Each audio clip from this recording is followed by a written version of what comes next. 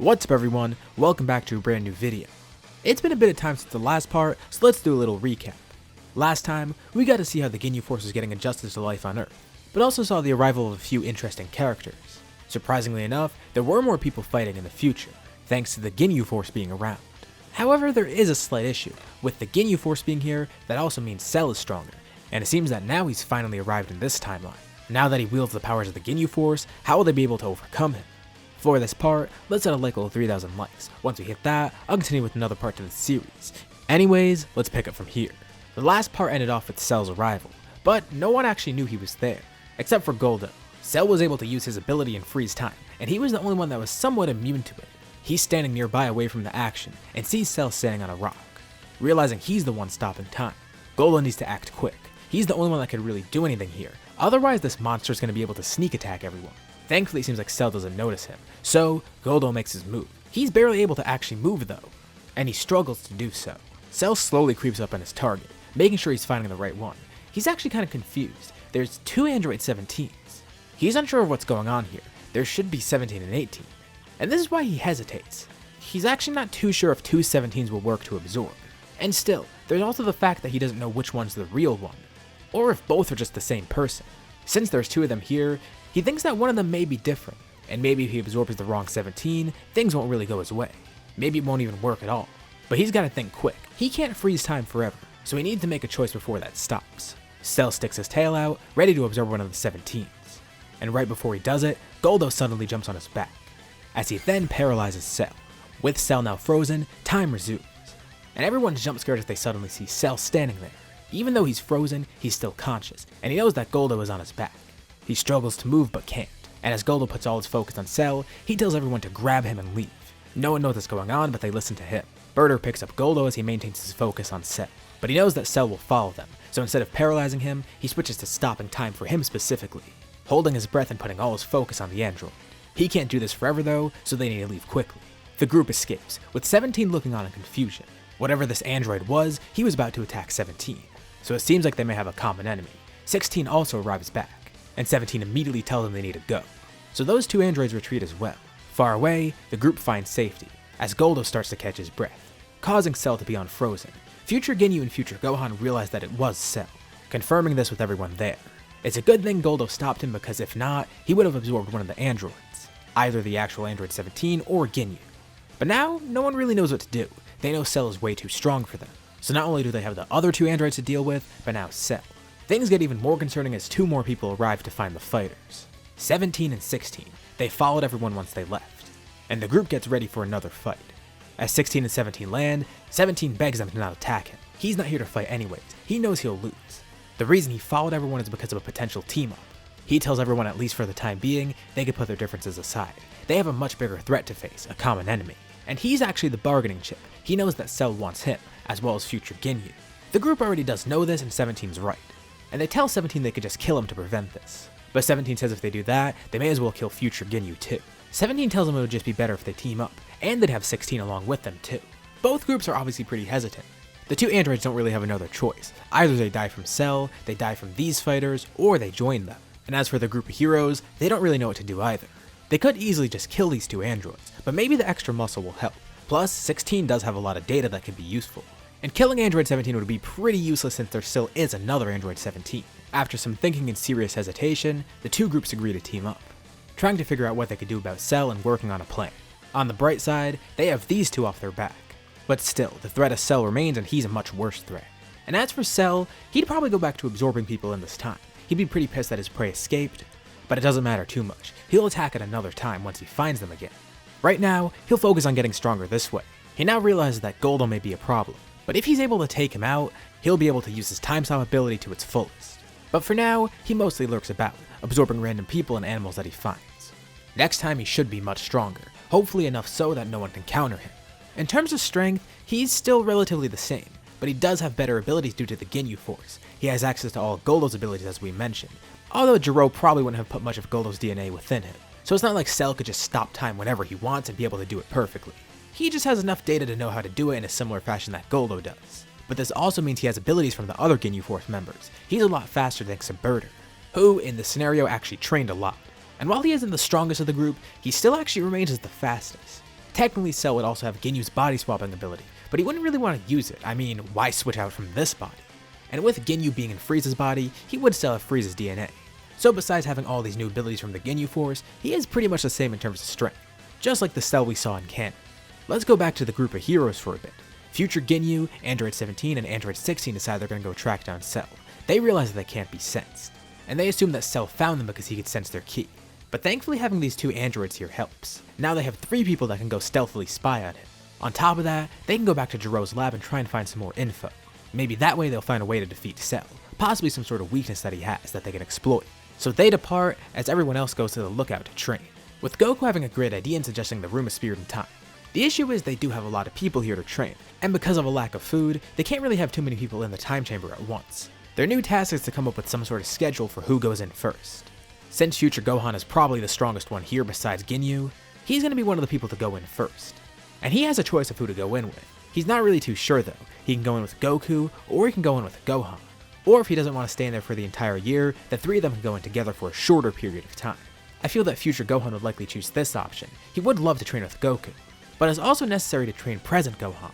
Not to mention, if he trains both of them to get Super Saiyan, hey, 2 Super Saiyans is better than 1. Even though they will have less time in there due to less food, they can make it work. They don't need the full year. So, Future Gohan heads in with Goku and present Gohan. This should be fun. Gohan actually gets to see Goku again, and also gets to meet his past self. It's kind of weird, but as you'd probably expect, the two would act pretty much like brothers, even though they are the same person. Not only are they all focused on getting stronger, but Future Gohan wants to make sure that they both get Super Saiyan alongside him.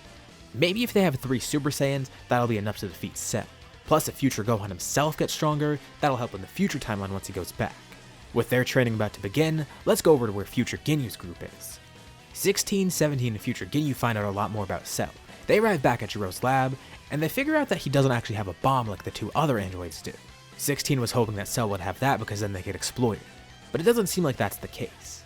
They learn a lot more about Cell too, seeing that he has data on basically every fighter there. But they figure out something pretty interesting. Cell can only really absorb biological life forms, and Android 16 doesn't count as that. We even saw this in the series too. He's immune to being absorbed by Cell, which could be a huge help. 16 could be a great secret weapon, but he's not strong enough at the moment to actually face Cell. He might have been before, but now that Cell's going around absorbing more people, he's likely a lot stronger. So while there's people in the time chamber training, they may as well also upgrade 16 to make him stronger. Plus, just so they could trust him more, they'll have him reprogrammed too. 16 and 17 are taken to Bulma, with 17 now kind of being a neutral party. Bulma even offers to remove the bomb from 17, an offer that he'd probably want to take. Meanwhile, the 3 Saiyans exit the time chamber.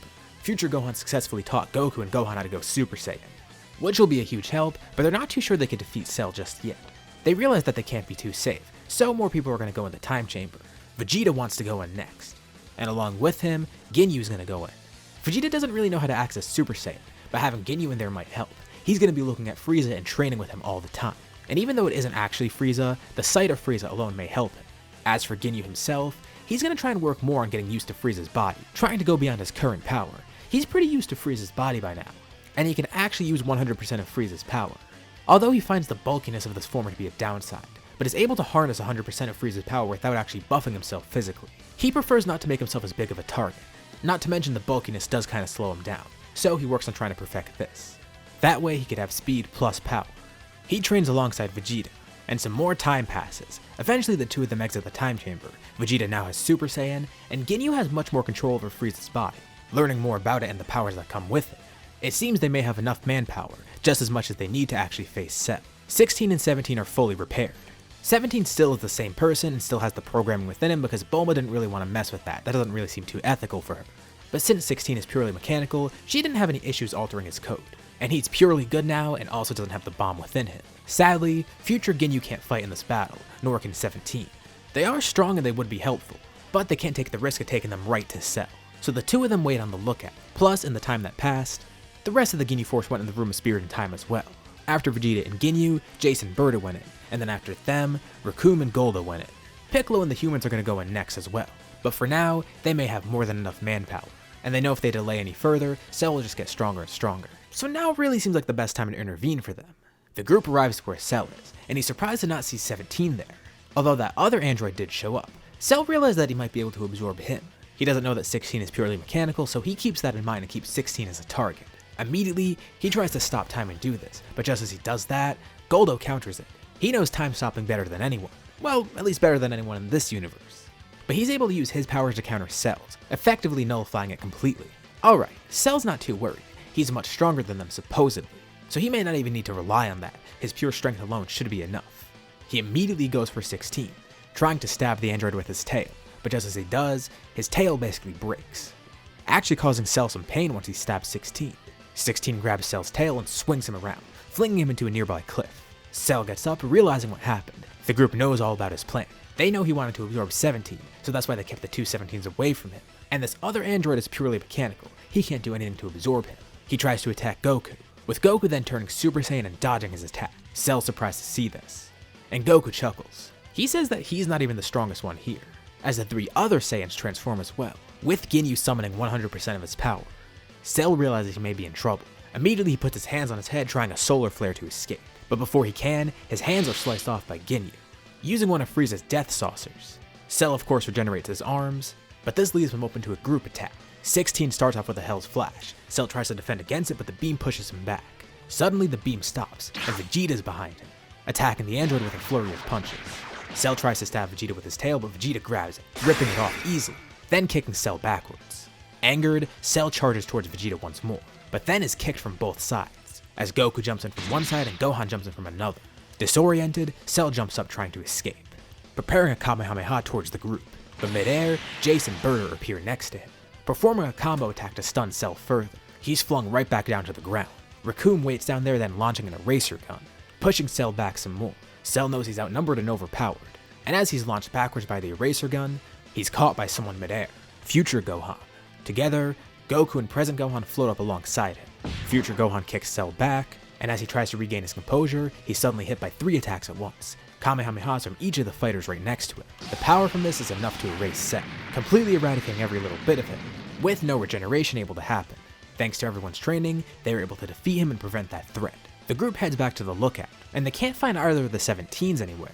That's a little bit concerning, but Kami and Piccolo tell them that the two of them went in the time chamber, a really weird duo training together. They didn't just want to sit around doing nothing. 17 wanted to get stronger by himself, and Future Ginyu also wanted to get stronger. While they may have killed Cell in this timeline, Future Ginyu aims to actually steal Cell's body. And the best part is, if he does that, he'll be able to absorb 17, since Cell will be put into this body.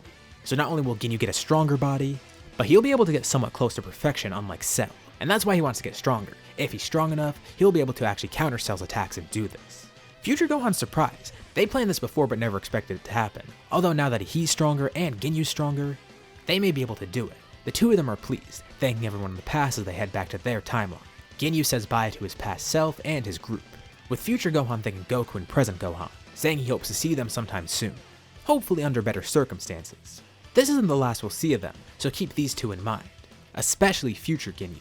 Present Ginyu actually curses himself for not thinking of that idea, but hey, Frieza's body is still good enough, and it still grows crazy fast, so even though he may have not stolen Cell's body, he still does have a great one that he stole.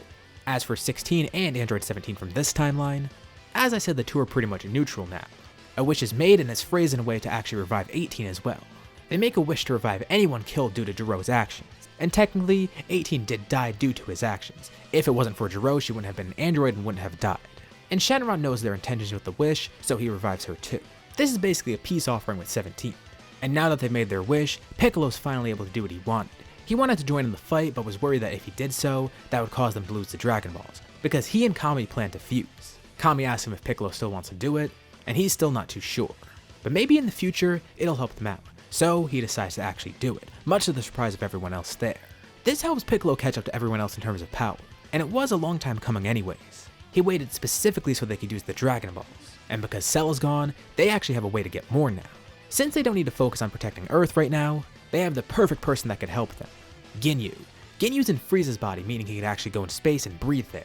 And knowing how fast Dragon Ball characters are, he could just fly through space to get to another planet. They want him to find new Namek, maybe that way they can get more Dragon Balls on Earth. It's a pretty smart idea from Piccolo, and Ginyu accepts. It's gonna take a few days, but he'll be sure to do it. Although he is a bit worried due to how he'll be received on the planet. He does look exactly like Freeza, and maybe they won't take too kindly to that. But they don't really have another way to get the Dragon Balls, so he's gonna do this either way. And while this may seem simple enough, it's not gonna be so clear cut. Little does everyone know, There's a lot of threats out in space, and it seems that on his trip, Ginyu may end up encountering one of those people. Who do you think he's going to encounter in space? Well, we'll have to wait for the next part for that to get answered. This is where we'll leave off for now. So, what did you guys think about this part? What do you think will happen in the future timeline? And what do you think will happen in the next part of the scenario? Who do you think Ginyu will encounter in space on his trip to Namek? And will he be able to get the Dragon Balls back to Earth? Also, what lies ahead for the androids? Leave your thoughts and suggestions in the comments below. I'll be sure to check them out to see what you guys think. As always, if you liked the video, be sure to drop a like. And let's try to hit that like goal from the beginning of the video so we can get another part to this series. If you haven't already, why not subscribe? As well as hitting the bell icon to get notified about future parts of the series or any of the videos that I upload on my channel. Thank you all for watching, and I'll see you all in my next video.